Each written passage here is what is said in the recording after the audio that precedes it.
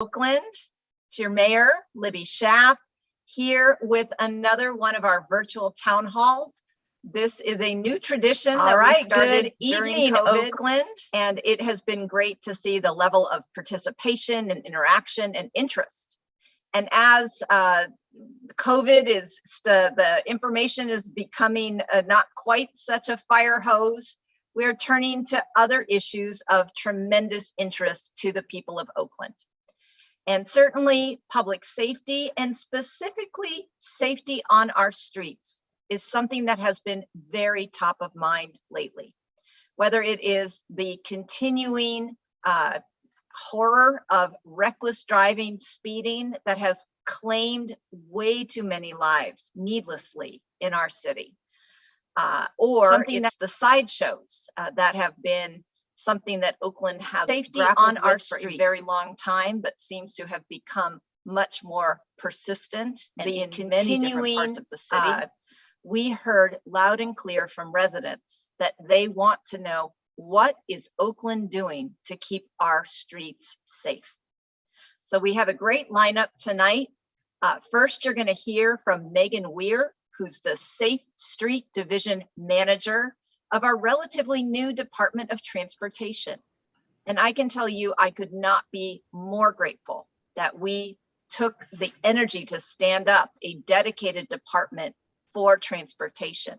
And the creation of Megan's position is just one more example about how a laser focus on safety from an engineering perspective is one that just continues to go to the adage that an ounce of prevention is worth a pound of cure.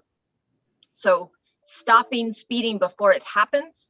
And then Megan is also going to talk a little bit about a piece of legislation that Oakland is the sponsor of that would allow us to use new technology tools to do more equitable speeding enforcement without police contact. Very exciting, and we'll certainly give you an opportunity to advocate for that if it's something that you agree with us would be good for the safety of Oakland. After Megan, you're going to hear from our Assistant Director of the Department of Transportation, Fred Kelly. Fred is such a fabulous addition to OCDOT. And he is going to talk very specifically about how we are trying to stop sideshows before they start through some engineering interventions, but also what our limitations and challenges are with regard to that. Great discussion about how we are going to use engineering and changes in the law and utilization of technology to really reduce fatal accidents, accidents that cause injury, and just the fear and nuisance of reckless driving in Oakland. And then finally, we're going to hear from Oakland Police Deputy Chief Chris Bolton. I've known Chris for such a long time. He is a true public servant and also a data nerd. Chris and the entire police department has been working in deep collaboration with our Department of Transportation to really bring a holistic and integrated approach to traffic safety that tries to do everything before we must resort to enforcement. But before we get into our speakers on tonight's topic, which is safe streets in Oakland, let me give a brief update on what is going on in our beloved city. Messiah, if you can cue the slides.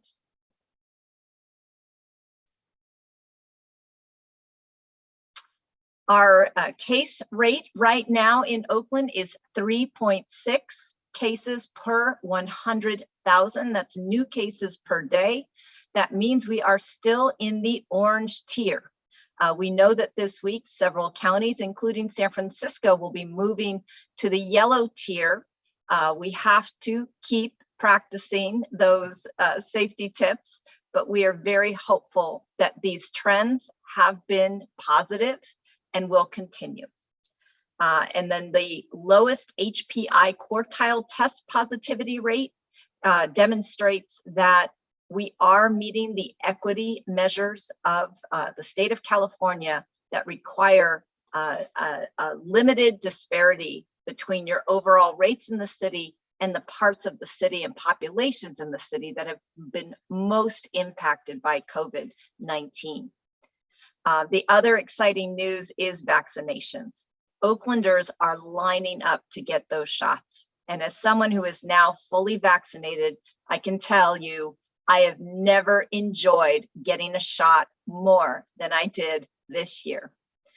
I am one of 220,000 Oaklanders who are now vaccinated.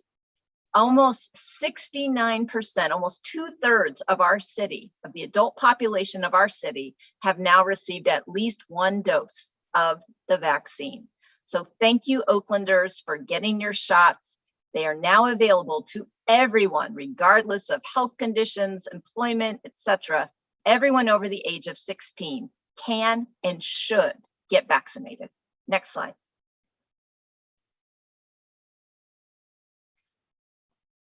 We continue to encourage you to sign up at myturn.ca.gov, or if you don't have internet connection, you can call the phone number 833-422-4255. I believe it's 5. Yep. Again, 833-422-4255. We'll put that also in our feed. To sign up to actually schedule your appointment. That's how I scheduled mine. Super easy to use. It tells you what is closest to you. And you can, if there's no available appointments at the time you need, keep checking back because appointments come up all the time. Next slide. One thing to celebrate this year was 211 brand new units of deeply affordable housing on the beautiful Oakland waterfront. This is part of the big Brooklyn Basin development just past Jack London Square. And these 2 buildings are going to be dedicated for Oakland families and seniors. Again, thanks to Oakland's policy that prioritizes neighbors and then people who live and work or were displaced out of Oakland. We know that everyone who is going to benefit from these fabulous, deeply affordable units will be from right here in Oakland. Congratulations. Next slide. We also celebrated the release this week of a very comprehensive report from Alameda County, the cities of Oakland and Berkeley, and our continuum of care provider, Everyone Home, that really not only looked at how we can bend the curve and bring homelessness in Alameda County to functional zero, but how we can also close racial disparities in homelessness. Seeing that Black and Indigenous Oaklanders experience homelessness at 4 times the rate of others, we dug into our current systems and offerings to identify what needs to be changed to not only end homelessness, but close those racial disparities. You can read more about it at everyonehome.org.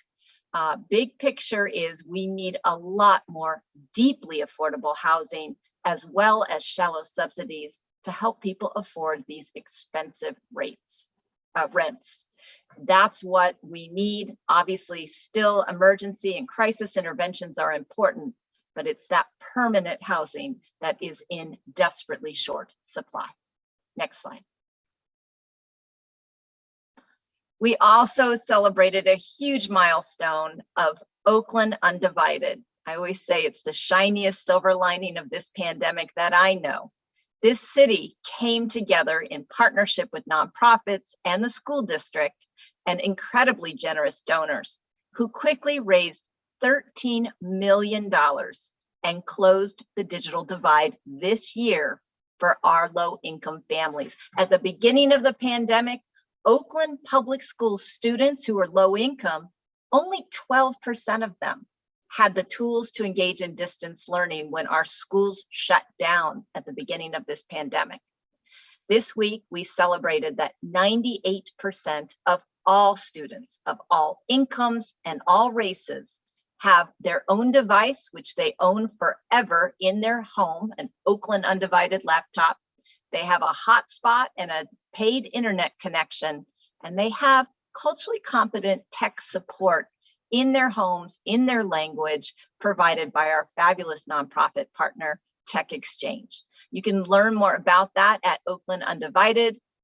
If you Google it, it will take you to the Oakland Public Ed Fund website, which hosts this initiative.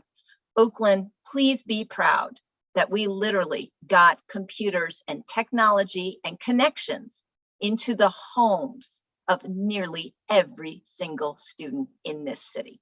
If we can do this during a pandemic, we should be able to do this forever. Let us always keep that digital divide closed. Next slide. Do you want to help oversee the police department?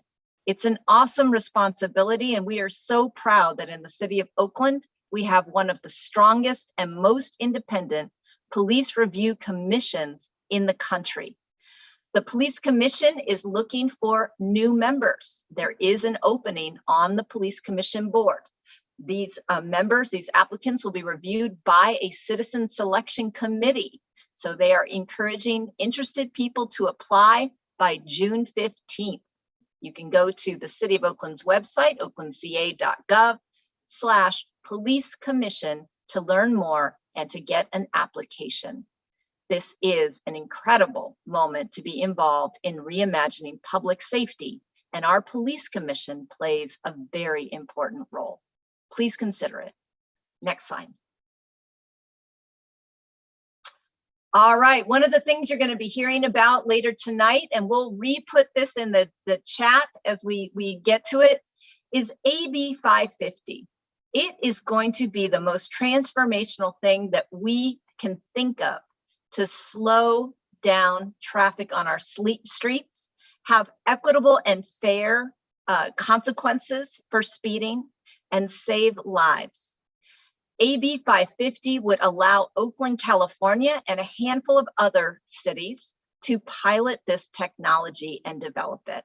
You can learn more about AB 550 by visiting act.newmode.net/action/AB-550. We hope that you will get involved in advocating for the California legislature to pass this law so that Oakland, California can pilot this promising technology that will save lives and reduce injuries. Oakland, California is one of the sponsors of this legislation. Next slide. All right, our resource of the month is a fantastic resource at the online publication Oakland Side. If you visit oaklandside.org and click on vaccine, sorry, I can't see the whole slide. If you click on the link and get the text alerts, you can find out all the questions, get answers to your questions about how to get vaccinated right here in Alameda County. You can find out how to schedule, what to expect. I personally had a friend who used this service, and they texted her when an appointment became available near her. So it's a fantastic service, lots of information. We highly recommend using oaklandside.org to get your vaccine questions answered and to get connected to the most convenient site for your shot. Next slide. All right, throughout this evening, if you have a question or a comment that you want to share with our guests or with me as the mayor, you can text the number 72855. Text that to 307-871-533. We're going to post this later on after our wonderful speakers share all their information. We are going to try and address some of the questions we got in advance during the presentations, but please text or click on the link in the feed. We want to hear your thoughts and your questions live during tonight's interactive town hall. And so with that, I'm very pleased to present our first presenter, Megan Weir, our Director of Safe Streets in the City of Oakland. Megan, please. Thank you so much, Mayor Schaaf. It's really an honor to be here to participate in tonight's town hall and to represent the Safe Oakland Streets initiative and the work of so many of my colleagues to advance this recently launched initiative for safe Oakland streets. Ms. Saya, are you sharing the PowerPoint? Awesome, thank you so much. So Safe Oakland Streets is focused on advancing strategies to both save lives as well as advance traffic safety and equity in Oakland. Next slide.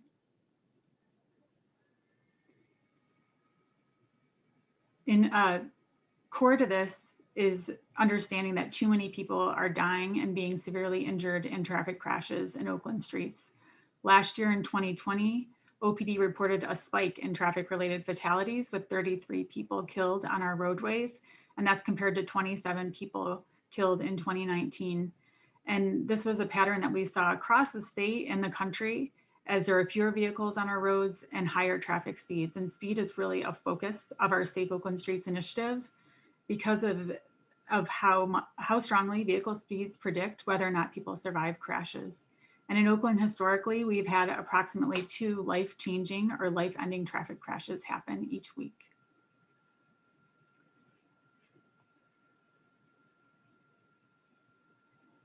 And what I heard very clearly in reviewing the feedback that we received from residents in advance of this forum was also what's reflected in our data, that we see really clear concentrations of severe and fatal crashes, both in our low-income communities, communities of color, which you can see represented in the dark purple and purple on this map, but also with respect to this initiative, it's important to acknowledge that severe and fatal crashes are also really clearly concentrated on just 6% of Oakland streets. 6% of streets account for 60% of severe and fatal crashes, and that's depicted in the yellow on this map. Seniors are also disproportionately impacted as well. As I mentioned earlier, speed kills, and that means that vehicle speeds highly predict whether or not someone survives a crash. So at 40 miles per hour, 9 out of 10 people walking die in a crash, whereas only 1 out of 10 people walking die in a crash when a vehicle is traveling at 20 miles per hour. And thus speed is a real focus of this initiative. In Oakland, people killed in traffic crashes have speed as a primary factor in 1 in 4 of those crashes. Through this initiative, as the mayor mentioned earlier with respect to Deputy Chief Bolton, we had the opportunity to look closely at some of the data with respect to OPD's traffic stops.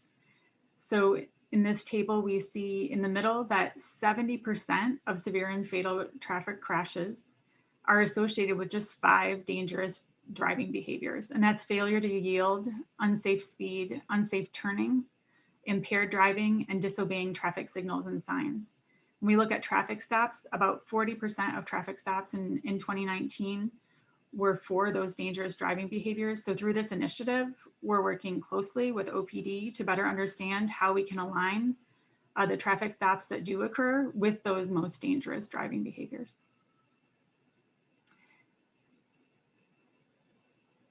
Next slide. So our initiative's goals are threefold.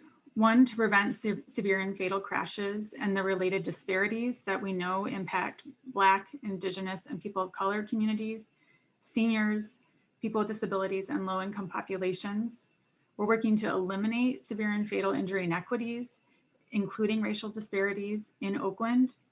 And also, as we're advancing strategies, we want to ensure those strategies are effective and also equitable. So we want to prevent injuries and injury inequities and not contribute to any adverse impacts on these same communities. I also want to acknowledge, just the importance of the interagency team that's advancing this work. The Department of Transportation is working very closely with the Police Department, the Department of Race and Equity, and the City Administrator's Office to identify and advance these strategies. And this is really leveraging all of the important and existing work that's been happening within the Department of Transportation, the police department, the city administrators, and the Department of Race and Equity, but working together on this new initiative to ultimately eliminate traffic deaths in Oakland.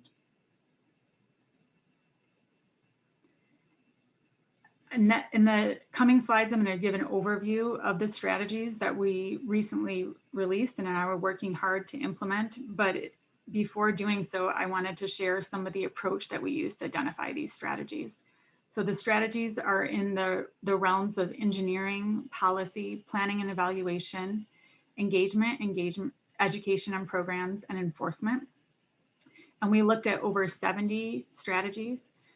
Did a deep dive into their effectiveness, but also vetted these strategies with respect to equity. So ensuring that as we're looking to eliminate the known disparities in injuries in Oakland, we want to have an approach that's evidence-based, that's race conscious, that's institutionally focused, systemically aware, and that's also advancing equity. Our strategies include continued coordination and collaboration to implement traffic safety strategies, and also with respect to accountability, reporting back to City Council annually on the status of our initiative and the associated strategies, acknowledging that the whole is truly greater than the sum of its parts. Engineering is a really critical piece that OakDOT is leading for the Safe Oakland Streets initiative. We're going to continue to focus our project investment in our high priority equity communities and also on the high injury network, knowing we have limited resources and that this is a really critical piece to realizing our goals. Working in partnership with communities to implement responsive, proactive, and near-term improvements as we're working on longer-term capital improvements that we know can take longer to implement. Working to apply our existing tools to increase safety in our highest priority equity neighborhoods through engagement and partnerships.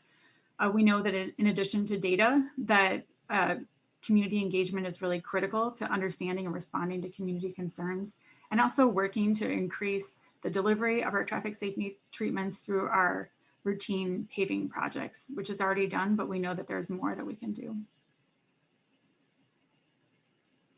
With respect to policy at a local level, we're working to support advancing legislation that would allow us to reduce school zone speed limits to 15 miles per hour, and also looking to assess past lessons learned and explore the reestablishment of red light automated enforcement, also with an eye to equity with respect to enforcement.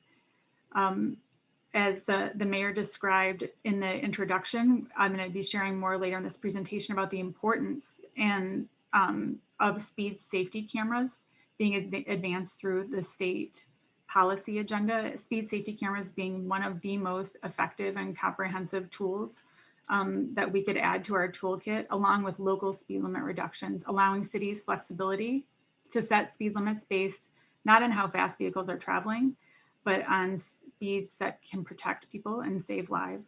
And finally, advancing policies to expedite delivery of traffic safety improvements. On planning and evaluation, we're exploring data partnerships with the Alameda County Health Department, the Sheriff's Office, and other agencies that will help us better understand and address these injury patterns. Working to track traffic deaths publicly for transparent monitoring and accountability. Working with OPD to add stop data to the open data platform. And also OakDOT will be advancing a local road safety plan focused on best practices and targeted engineering improvements to save lives.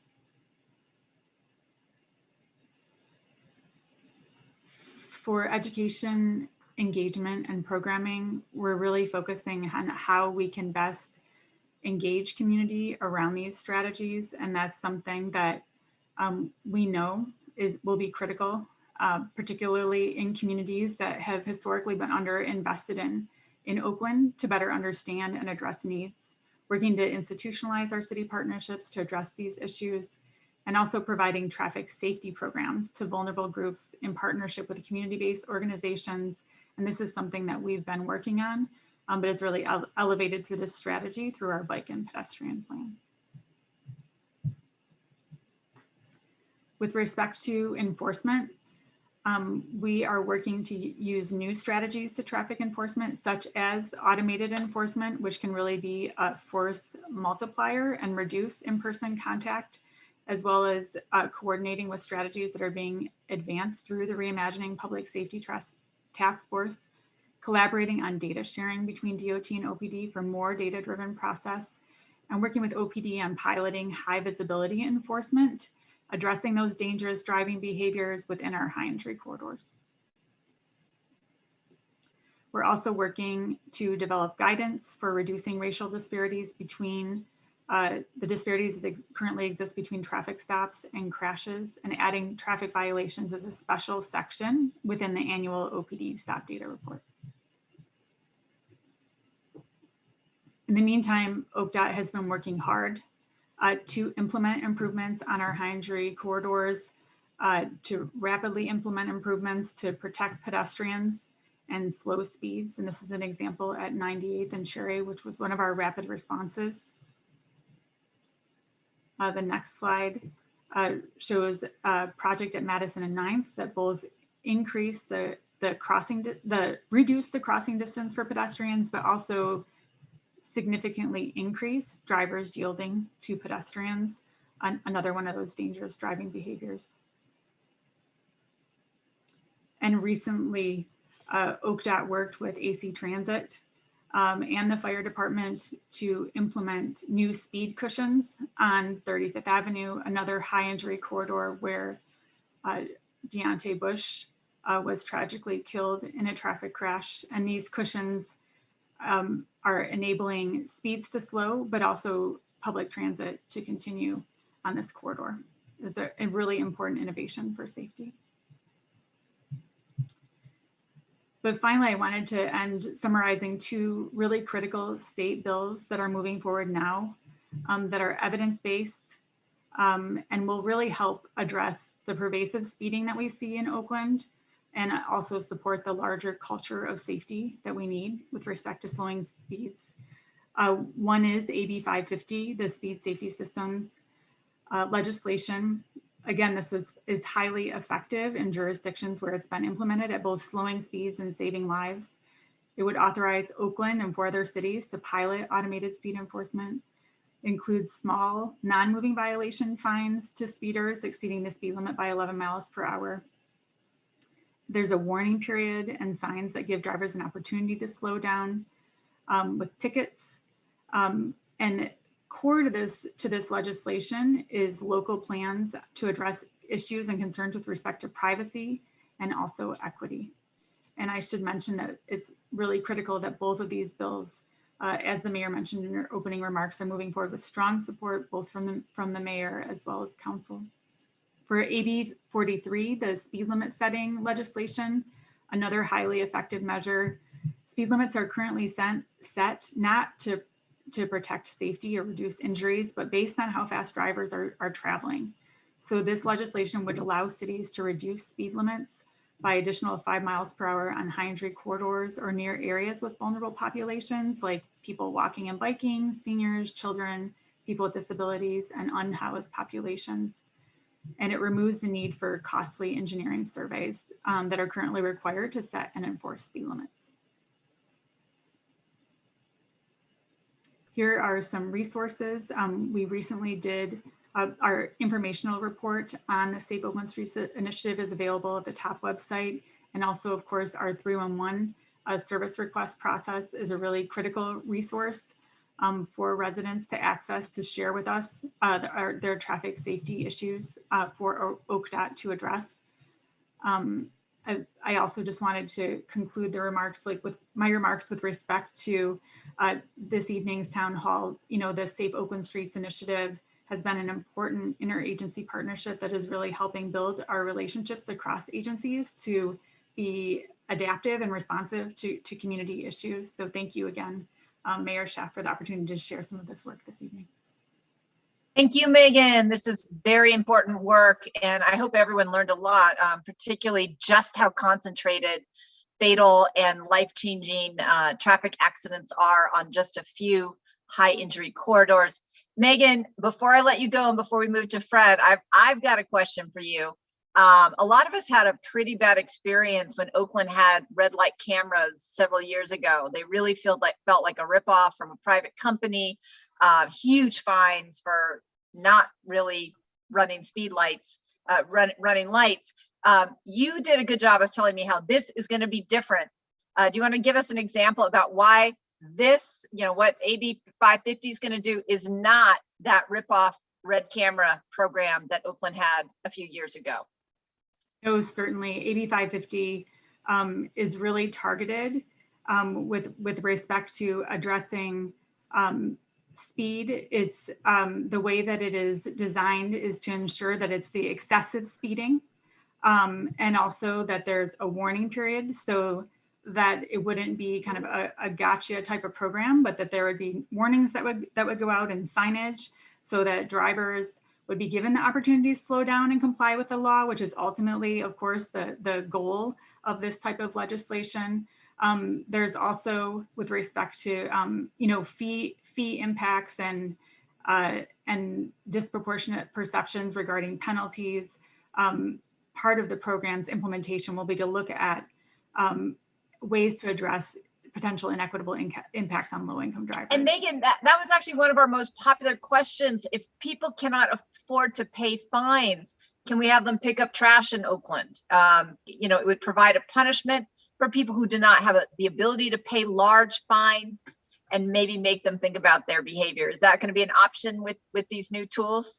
I love that type of feedback. That will be critical to the success of Oakland's program. And with the implementation, developing an equity plan that includes community engagement is a required piece of that legislation moving forward. So really appreciate that feedback and look forward to continuing to engage. Great. Well, thank you. I know people are going to be excited to engage in this topic, and really lives are at stake. So next up is our fabulous Deputy Assistant Director of OCDOT, Mr. Fred Kelly. He's going to talk about how OCDOT is experimenting and piloting with traffic interventions to address sideshows. You're going to be open and honest about the challenges. And Fred, if you can, another one of our most popular questions asked prior to tonight was like East Oakland. Boy, East Oaklanders are really sick and tired of reckless driving. How are we addressing particularly sideshows or other impacts specifically to East Oakland? Thank you for joining us here tonight, Fred Kelly. It is so great to have you as part of the OCDOT team. Thank you, Mayor Schaaf. And I will specifically address that question in one, I think the third slide, which will reflect the location for a pilot study. And they are predominantly in the East Oakland area. I want to say thank you to Megan for an excellent presentation.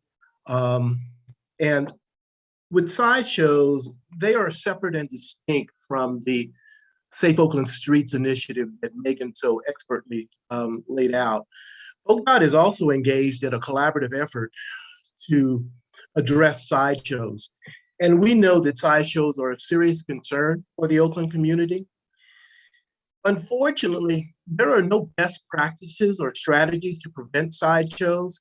So OCDOT is embarking on an interdepartmental pilot to see if we can implement engineering strategies to support law enforcement efforts at some of the most impacted intersections in Oakland. Next slide, please.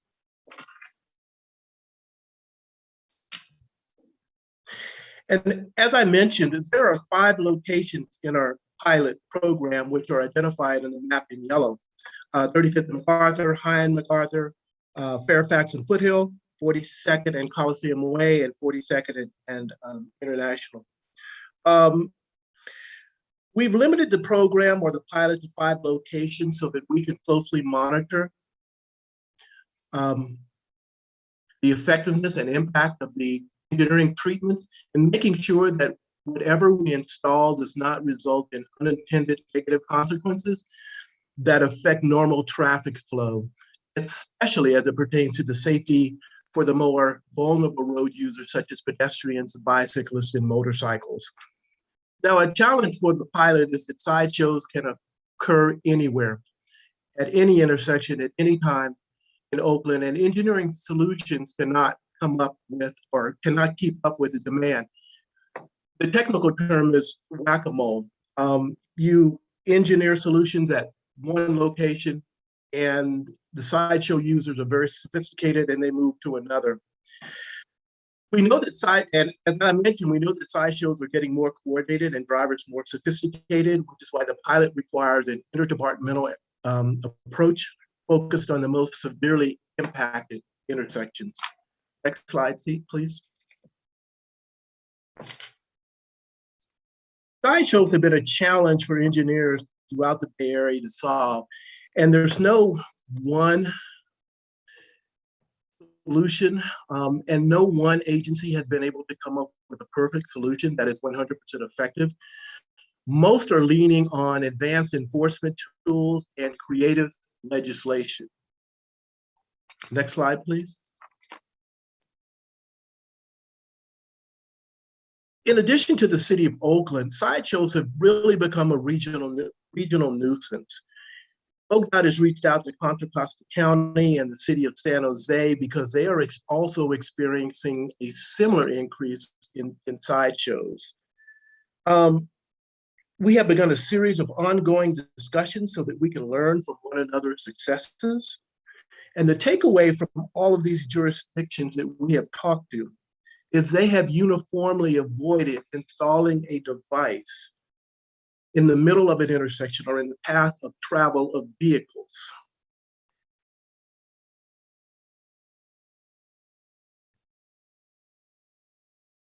We at ODOT are venturing into uncharted territory, and doing so because we hear loud and clear that sideshows are a serious concern to our residents. Next slide, please. A safe and common approach is to make intersections smaller by installing raised elements outside of travel paths where there is room. And the key to this approach is there has to be enough room for the devices to be installed, again, outside of the travel path of vehicles. Next slide, please. This is one of the approaches or strategies that we're considering. It's still unproven and not common outside of Oakland, but it is to install raised elements inside the intersection to create an uneven surface to prevent donuts. The key to this approach is that safety for normal traffic movements, especially for bicyclists and motorcycles, must be sustained. Next slide, please. Oh, I think you are, oh, no, I think we're good. As I mentioned earlier, it's infeasible to sideshow-proof every intersection in Oakland. For typical intersections in residential neighborhoods, if we decide to try engineering solutions, it would need to be low cost and quickly installable because they would need to be replicated for intersections of similar characteristics in the immediate vicinity.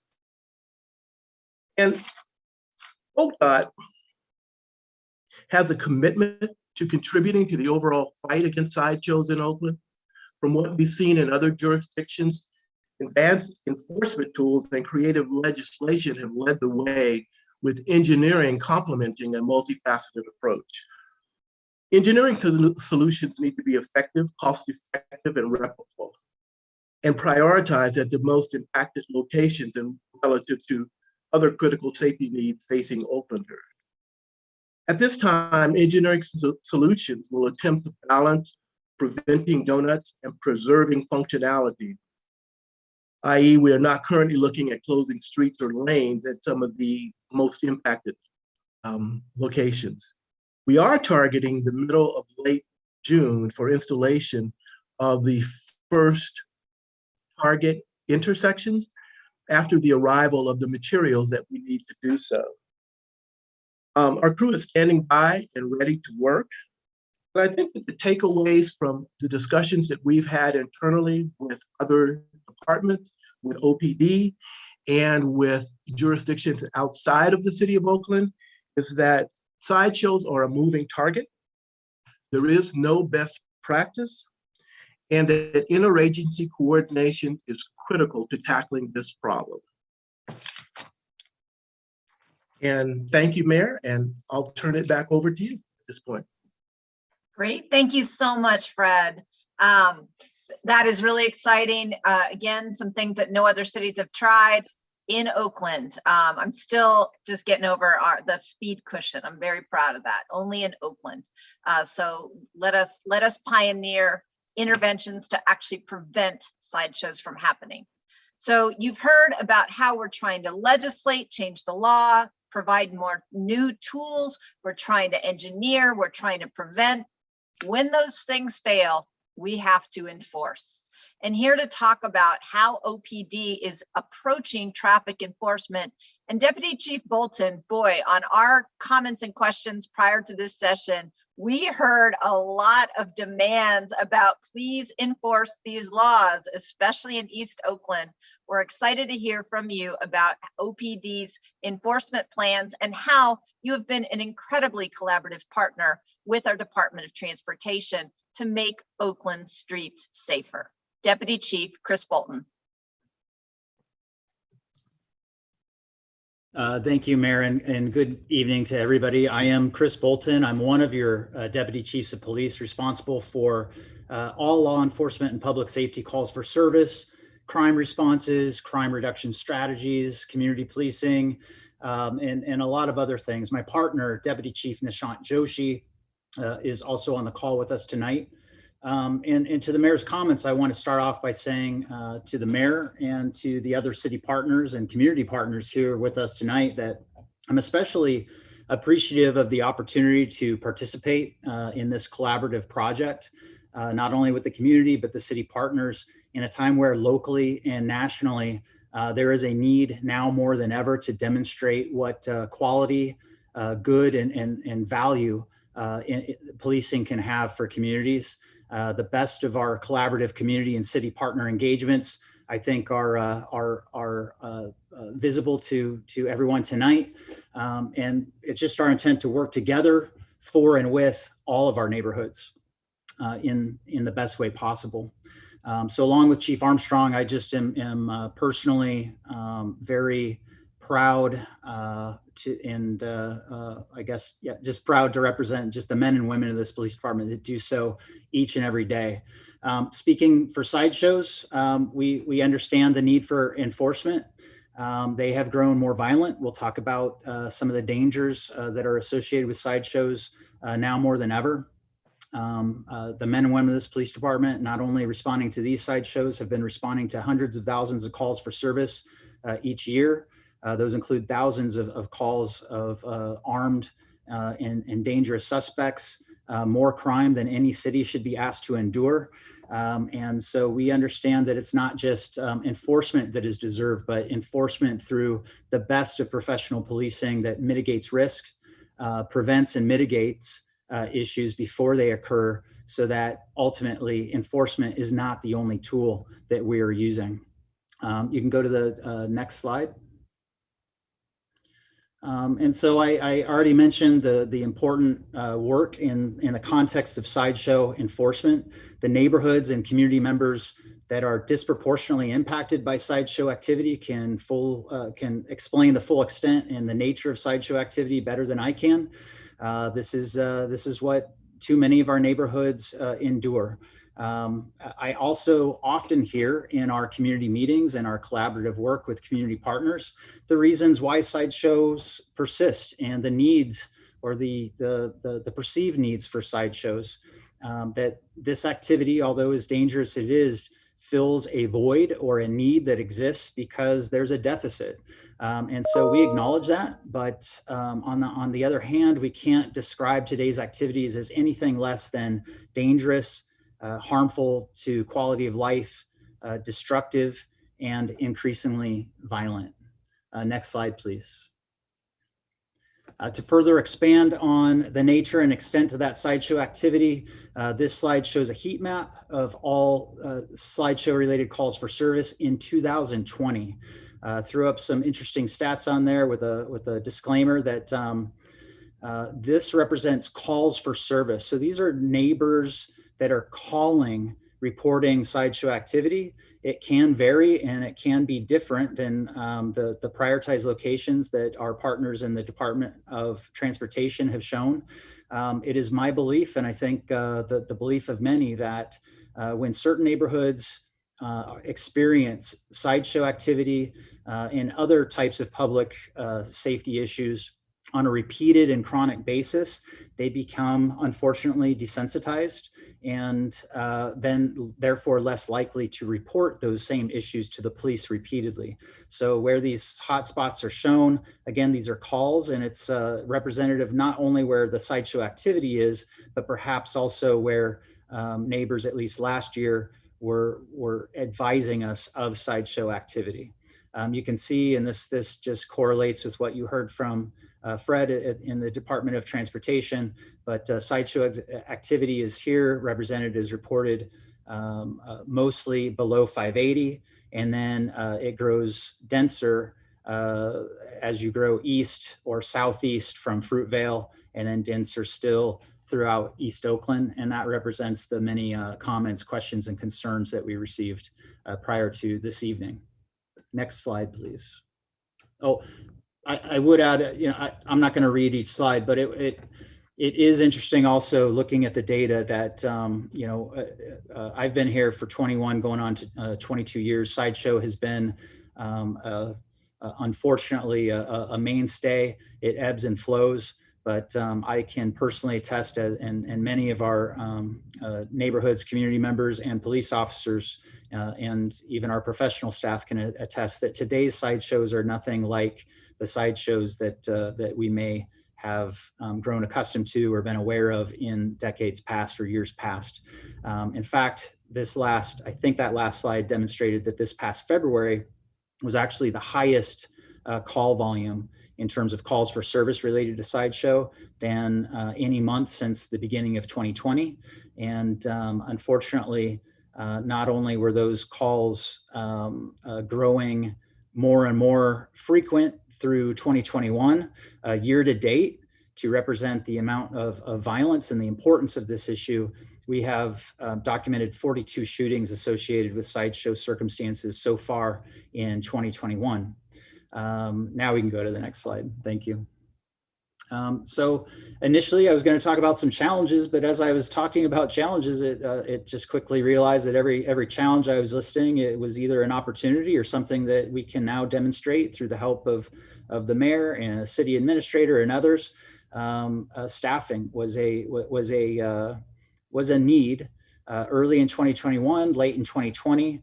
I think what we learned is that when officers are not on the street, particularly in those prioritized locations and neighborhoods, particularly in East Oakland, when officers were not visible, they were not acting as a deterrent. When there is no possibility for enforcement is when certain promoters, certain organizers, we believe, took advantage of our community by deliberately staging or promoting sideshow events in the city. I'll get into some of the initiatives that we're using based on that premise, but staffing was an issue, as was funding. In years past, we had success in where we don't have regularly staffed patrol officers that can adequately respond and intervene in sideshow activity.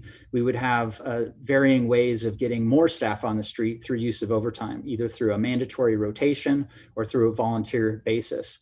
There was a short time where, in order to help the city with its budget shortfall, we did reduce overtime funding for sideshow, but I'm happy to report that for the last 3 out of the last 5 weeks, because we started off trying to be really responsible with that money and really relying on the intelligence and information to predict when sideshow activity could be predicted and then deploy based on that information.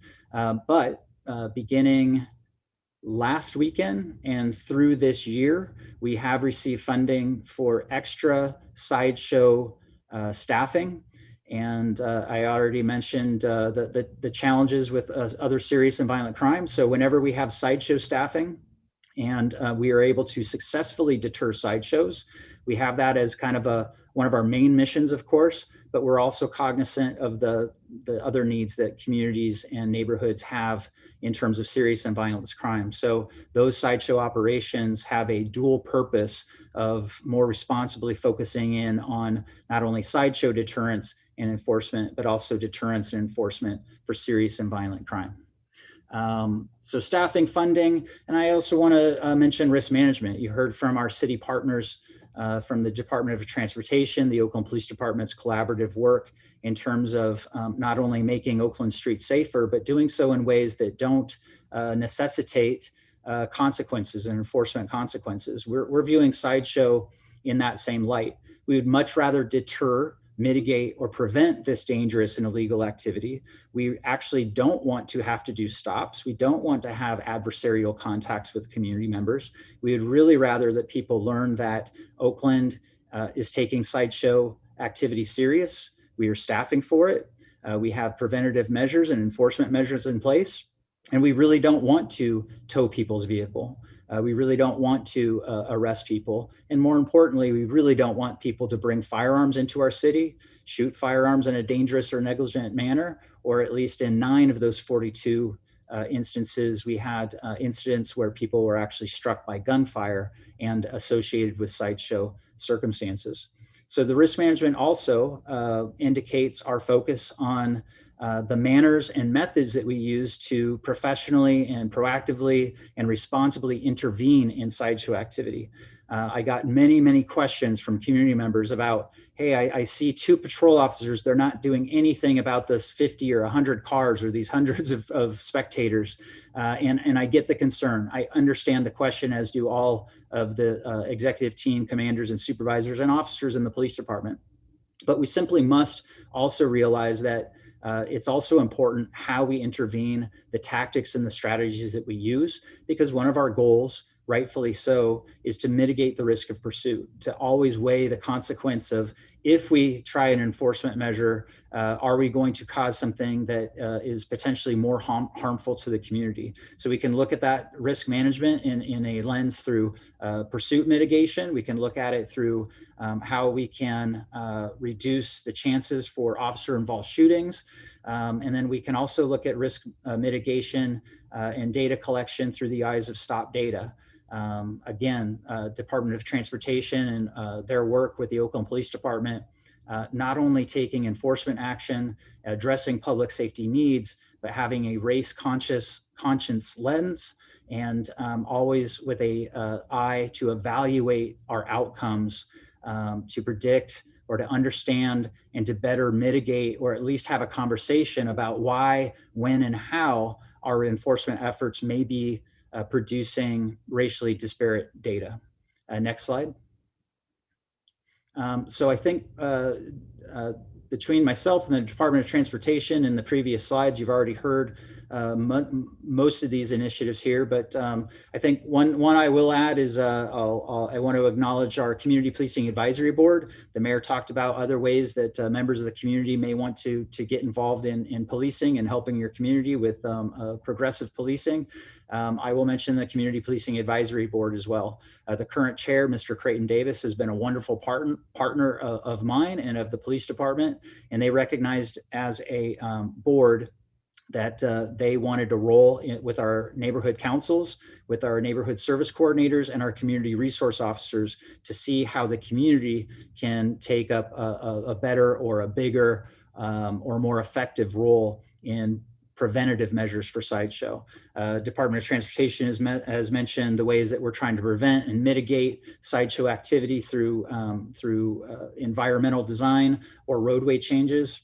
And then I also want to just mention that we have some very talented investigators and talented officers that just because in the past or in the present or in the future, and this is not only important for me to explain to you as the community members participating in this audience, but I would also issue this message to others who would think that Oakland is a good future spot in which to promote or organize an illegal sideshow activity. Just because you may escape our enforcement efforts, if our warnings, our outreach, and our education have not been effective, and you choose to come into our city and commit this very dangerous and sometimes violent crimes.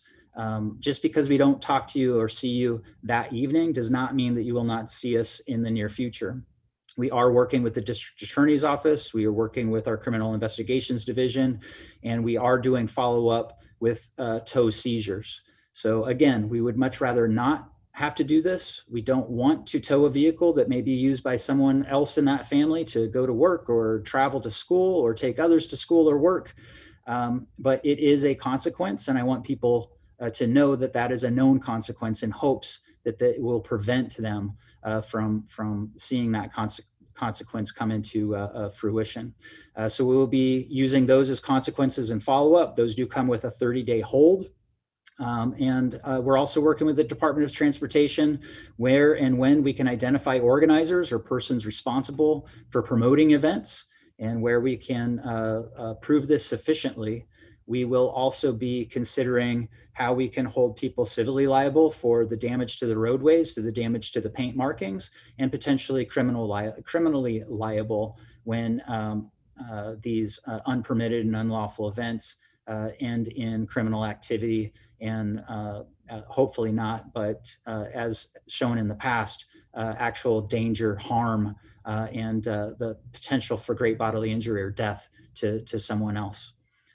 That is it, Madam Mayor. I'll turn it back over to you, I believe. Great, thank you. And this is the part where we take live questions. If staff could put up the thought exchange link again.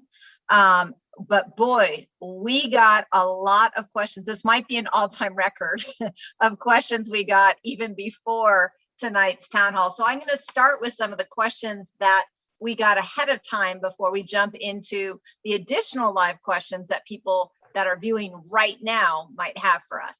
I'm going to start with Fred or Megan, but I think Fred, this is probably for you.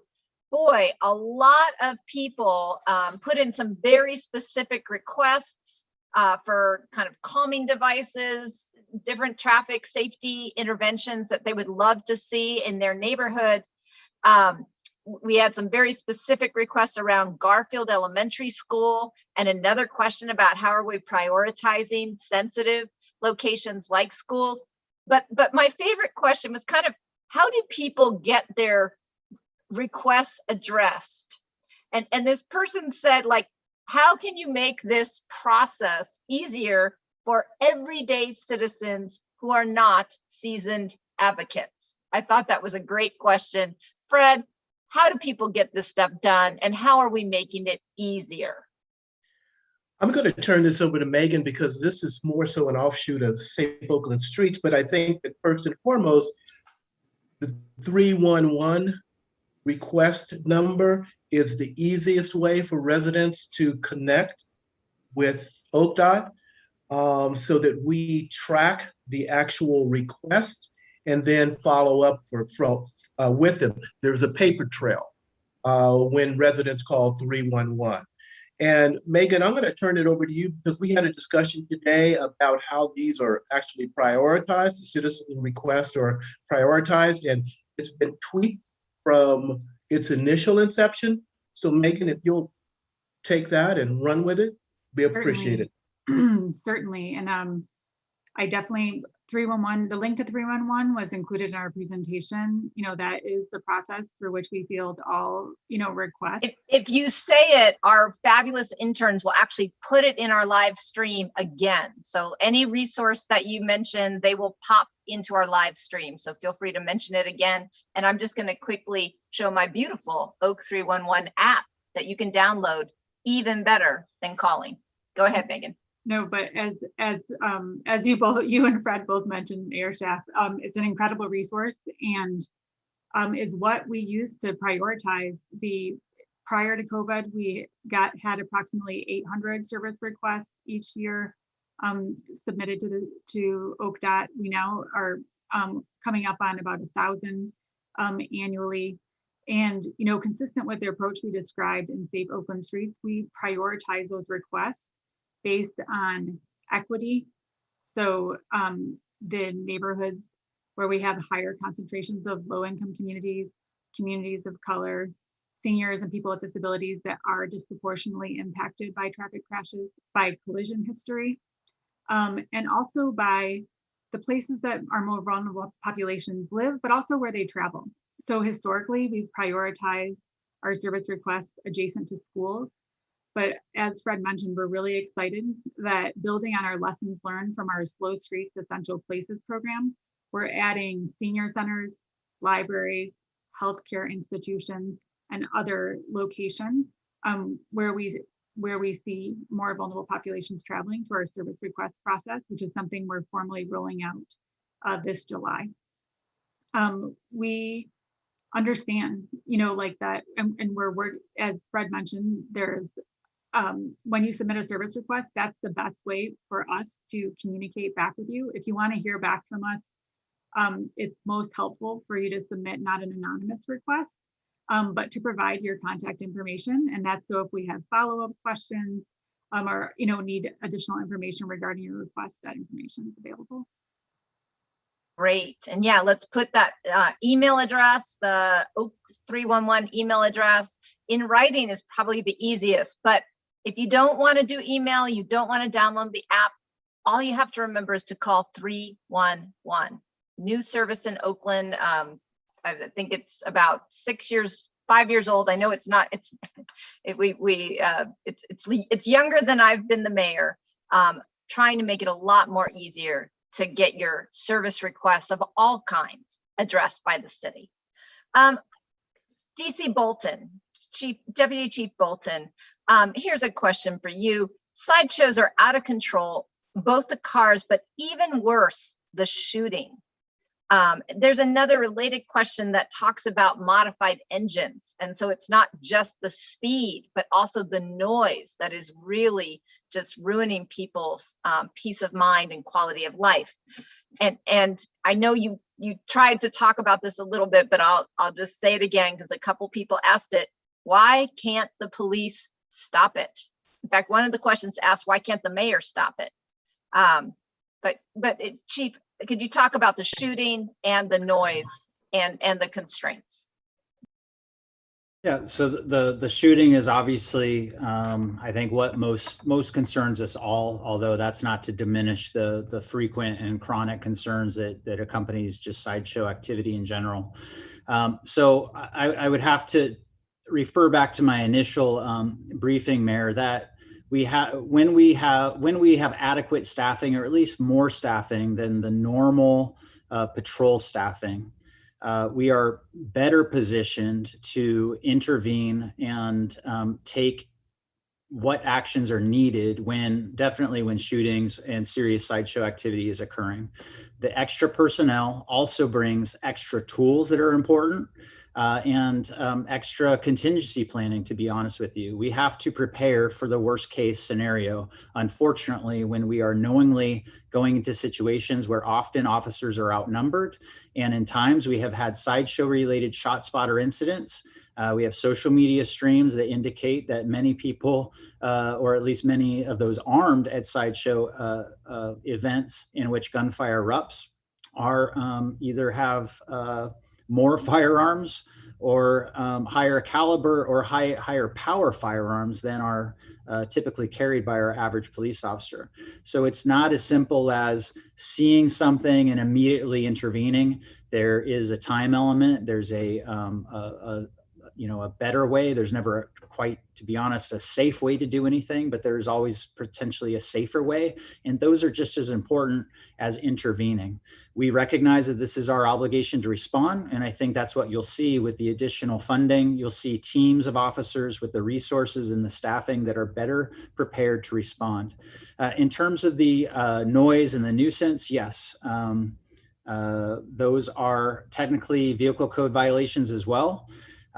We do somewhat make an exception for sideshow operations because we want to show enforcement early and often to make sure that people get the message that there are officers on the street that are trying to deter related illegal sideshow activity.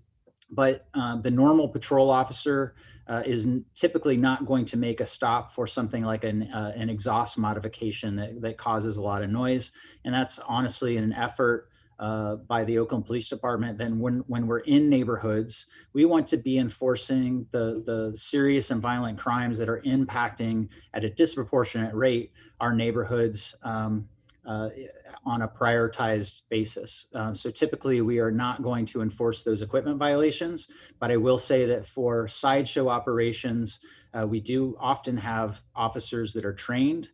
These are formerly our traffic enforcement officers that go to special schools. They're able to tell when these certain modifications are made, and we have taken enforcement actions for those things in the past. And Chief, if someone actually collects video evidence of a car that continually is going by with modified high noise, is that helpful to you in your enforcement efforts? Definitely, if it's sideshow related, that's something that we forward. We have opened, if I didn't mention it already, we have an open problem solving project that has community collaboration. Part of the strategies for the long-term prevention and enforcement is to do a better job with video collection, use of social media, and use of information directly from the community. So I would say that also I would add that if you live in a neighborhood that is receiving chronic complaints and chronic nuisances related to sideshow activity, that often we find it valuable for to get video from privately owned and maintained closed camera surveillance systems. So absolutely, there are ways to notify us, and we will arrange the collection of that video evidence. That's great. I know video evidence has helped us a lot, and just because something doesn't get enforced in the moment, it doesn't mean it's not going to get enforced later. And video really helps us. I'm going to ask you all to keep your answers as short as possible, because my goodness, we got a lot of them. I understand we already have 20 new ones. I'm going to ask a couple more off of the ones that we got in advance, as well as share some comments. You don't have to respond to this. One resident writes that we should stop sideshows by using aerial water drops. Just put that on your list to consider. And also someone suggests that we collaborate with the CHP. Hopefully you all heard Chief Bolton say that we are collaborating with the CHP, and in fact, the entire region, particularly in trying to intercept sideshows that are coming from out of town before they get here. Fred or Megan, lots and lots of comments and questions about traffic circles, roundabouts. Definitely one writer says that like the cones at High Street are really ugly, even if they are preventing sideshows. Tons of questions about roundabouts. Roundabouts, why or why not? And if so, what's the process? Because I know they take a lot longer than those simple cones. I'll start off, Mayor, and then hand it off to Megan. Traffic circles are not necessarily a totally effective method for mitigating sideshows, because we know of instances where individuals do traffic or do sideshows or donuts around the traffic circle. I mean, drivers are very sophisticated, but one of the issues with traffic circles is just the cost. Depending on the location, a traffic circle can range anywhere from $50,000 to $200,000, depending on, again, the location, the size of the intersection, and other issues. And given the technical term that I introduced earlier, the whack-a-mole nature of things, installing a traffic circle, expending $200,000 in one location, sideshows just move down the street. So it's a really thorny issue.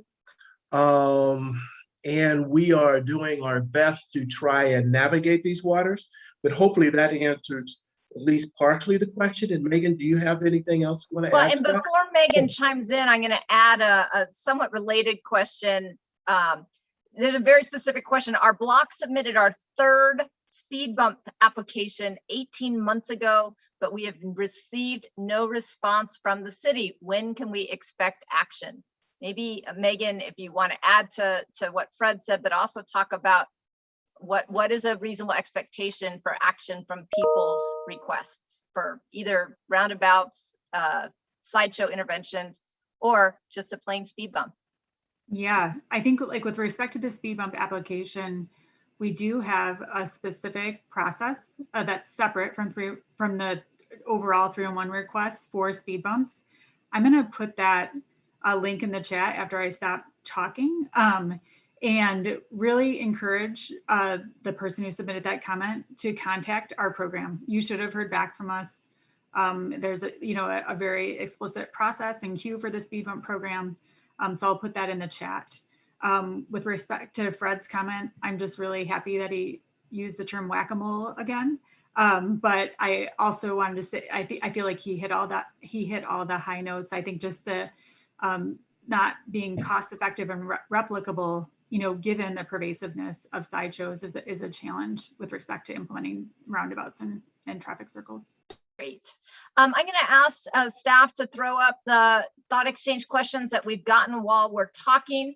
But while they do, I want to recognize that someone again talked about why we're not impounding cars for reckless driving. We are, and I want to commend OPD for kind of coming up with a new tool of, I think it's called felony vandalism, that actually will allow us to impound more cars again after the fact. Also want to recognize a question about collaborating with CHP. I think I mentioned that. All right. See, here's a question that I think you guys already, this is a very specific question. This is definitely for the traffic engineers.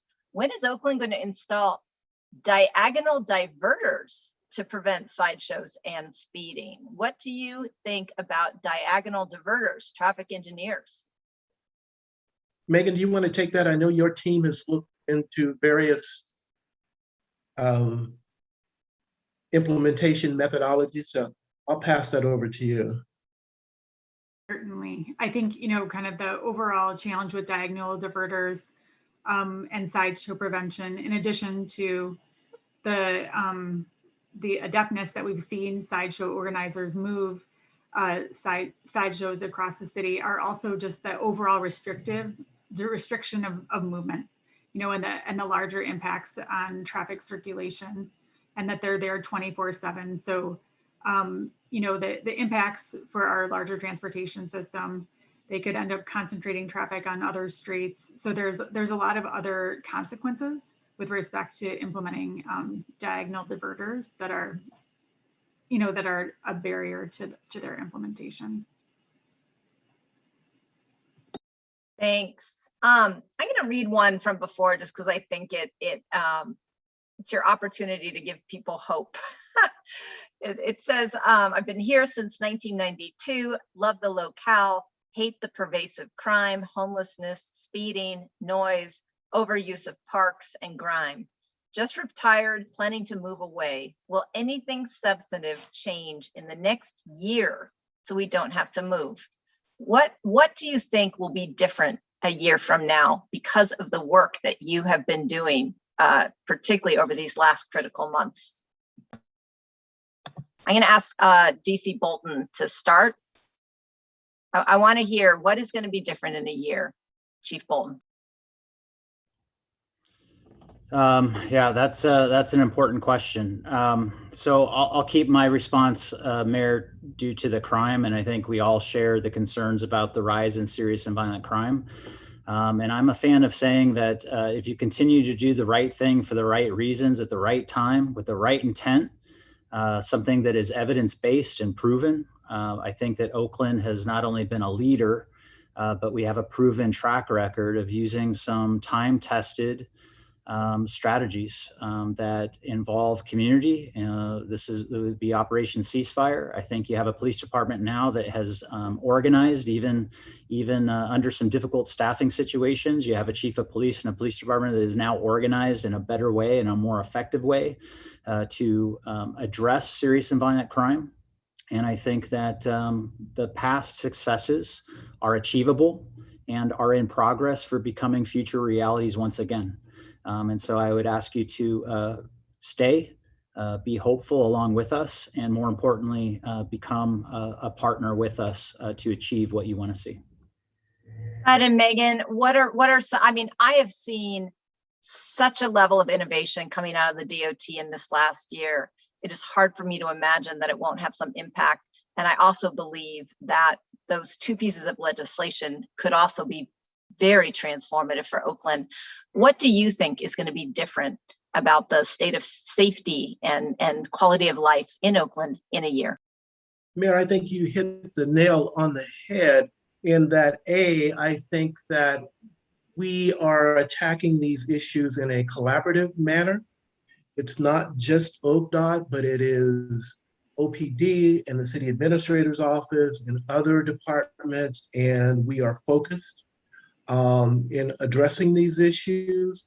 I do believe that what you mentioned about legislation is going to be extremely critical for us to achieve the outcomes that we have discussed, and will help propel us into providing us with additional tools that we don't have now.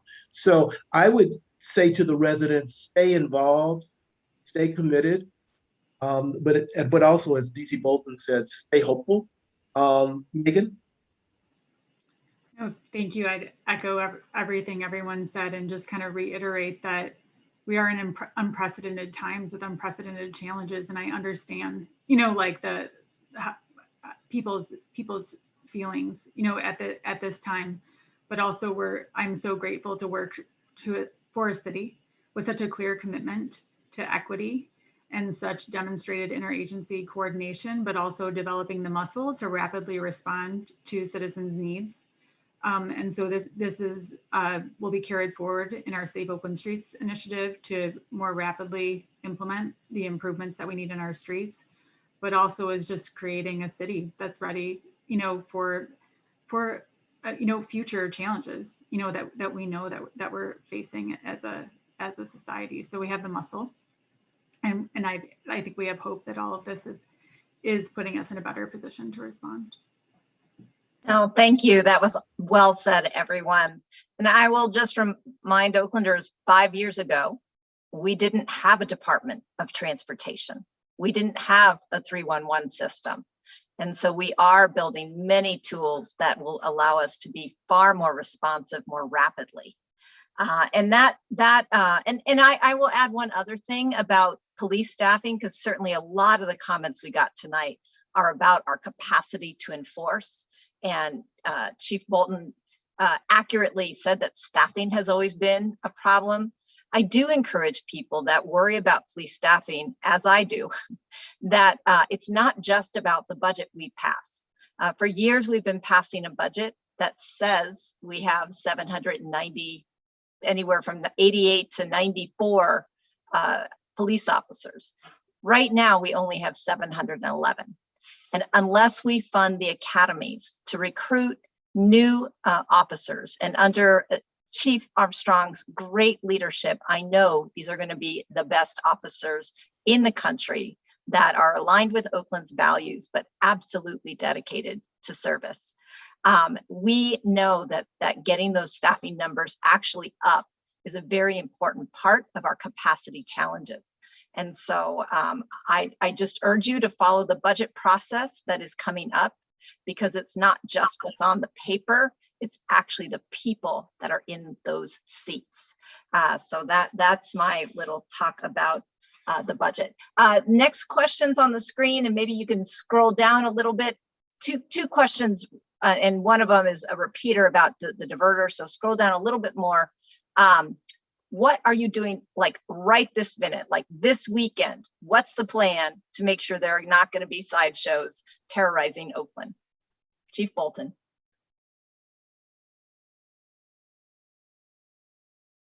Thank you for the question.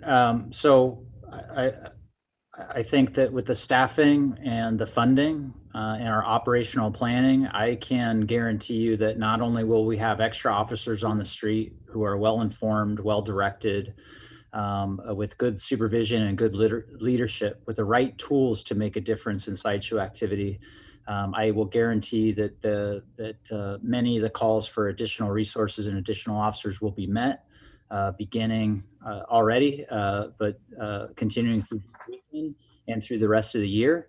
And that for those neighborhoods that, again, have been disproportionately impacted not only by sideshow activity, but by serious and violent crime, that there is relief on both fronts through the service of those officers. Thank you. And I want to read a comment that I just think is poignant. You don't have to respond to it. The comment in question is, what could be a restorative solution to folks participating in sideshows? How can we make it less about punishment and more about human connection and understanding the impact of our behaviors? I will mention that Chief Armstrong and I attended a forum a while ago at Youth Uprising, and someone who's from Oakland but has actually been organizing legal sanctioned, you buy a ticket to get in, sideshows there, has been doing this successfully and safely. I know the chief and I both said that is certainly something we would welcome in Oakland, done in a safe way that is managed and controlled. No problems with that. So we encourage people that want to create that opportunity. That is certainly something that would be allowed. But I just love the spirit of the question about a restorative solution. Lots more questions about diverters. I don't know, maybe you guys didn't actually really answer that question because we're getting so many questions about it. Here's a question about if someone doesn't get a response to something they've posted on the 311 app, what is different now, and how can they get a response? I know I get responses when I post things, and they don't know I'm the mayor, I swear. Also a question about 311 operating on weekends and after hours. How does one report issues over the phone during those times? Anybody can take that. Megan, do you want to field that? I was hoping Deputy Chief Bolton would field it.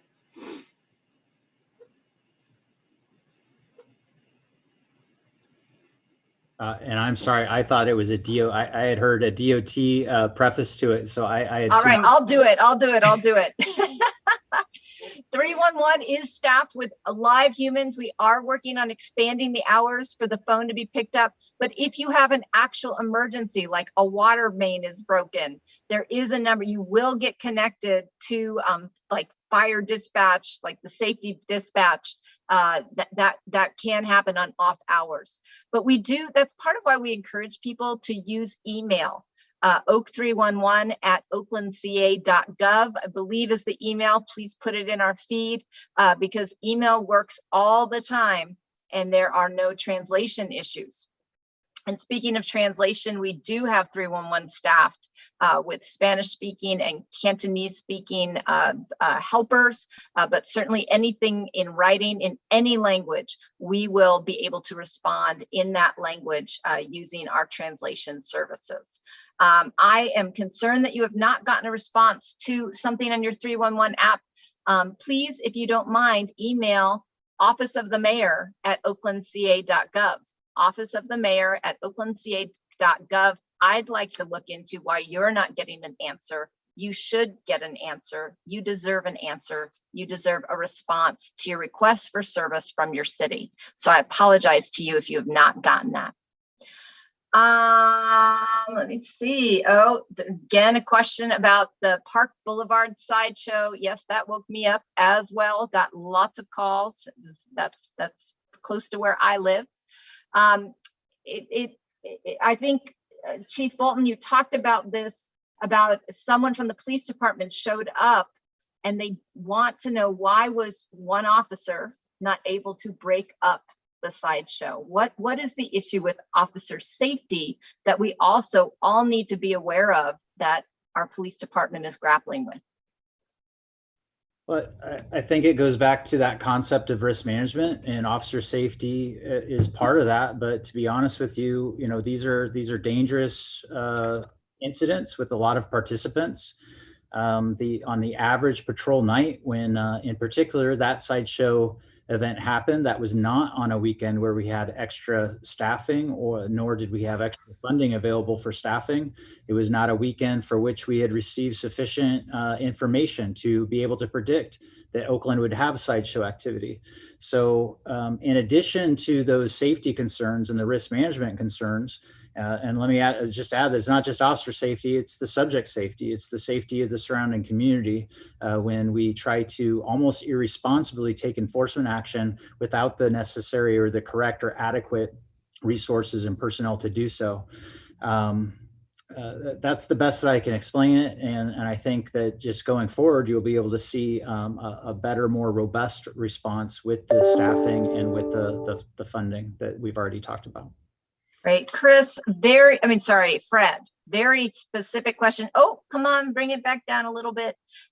Referring to the barrier system that was recently installed at Keller and Skyline, they're wondering whether that is going to also be tried at MacArthur between 73rd to the San Leandro border. Like, what are the other hot spots where you might try that intervention? Why was it done at Keller and Skyline? I'll start off with the response and pass it over to Megan. Some of this is historical, and Megan has a better historical perspective than I do, being relatively new to OCDOT. But I think, as I mentioned in my presentation, that there are 5 pilot locations that were mentioned in the presentation, and those have been identified by OPD as the most egregious locations within the city. So those are going to be the pilot locations, and we'll monitor those intersections, those 5 intersections, and we'll determine whether the mitigations are effective and if there's any modifications that we need to make. And from there, at the conclusion of the pilot program, we will roll out the program throughout the city, but again, understanding that there are resource constraints. So Megan, I'm going to turn it over to you to talk about Skyline and Keller, because it initially did not emanate from issues relative to a sideshow. This goes back several years. So there's another important initiative that OCDOT participates in is the wildfire prevention city interagency initiative, and Skyline and Keller as a priority location with respect to crowding sideshow activities, but also during the wildfire season was elevated to us last year. And that installation is something that is also, as Fred shared in his presentation, very pilot installation. It's something we're watching very closely with respect to effectiveness, as with all of our sideshow interventions, and we'll be working with OPD to understand the effectiveness of that location, and then it will be evaluated for potential replication as a part of our sideshow toolkit. I want to recognize that we are actually out of time. I know we did not get to every question and comment. I'm going to ask each of our 3 speakers to give us just some, a sentence or 2 of your closing thoughts as we sign off for the night. I do want to acknowledge a request for awareness that there are a lot of brazen car break-ins at trailheads and in neighborhoods. And I also appreciated some questions recognizing that people need an outlet. Many people thinking that maybe we should find a way to allow people to do this safely. I think we all agree that this year has put unprecedented levels of stress on everyone, and people are expressing that stress in sometimes very destructive ways. And so the other resource that I will remind people, if you know someone who needs mental health support, counseling, anything to help them get through this difficult year, please call 211. 211 is your one-stop shop for all social services in all of Alameda County. We pride ourselves on being a compassionate city that does take things like people's wellness seriously.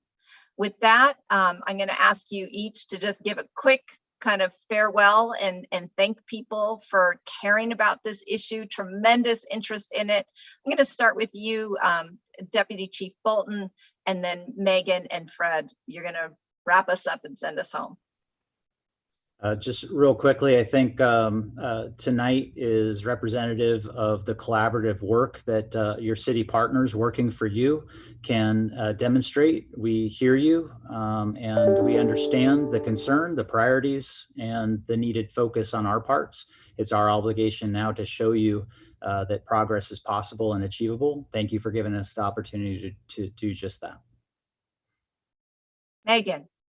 Yep. Just want to, again, thank you for the opportunity to share our work today. We're committed to, working together as a city to respond to the concerns of community.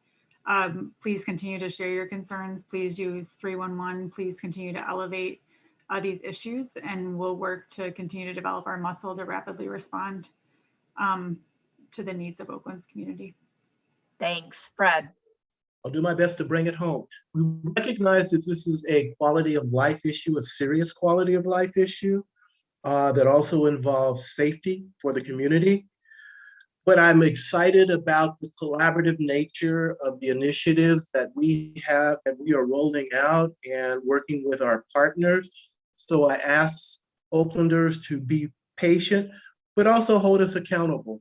So we are going to dive in and we're going to do what we can to tackle these problems as to the best of our abilities. Well, I cannot be more grateful to all of you. You are new leaders. You represent the new generation of leaders of the fabulous family of public servants in the city of Oakland. In my 22+ year career with the city of Oakland, I have never seen this level of collaboration and creativity. So I am full of hope about improved conditions in Oakland. I thank you all very much for being with us tonight. Have a great, safe weekend, and we will be back in 2 weeks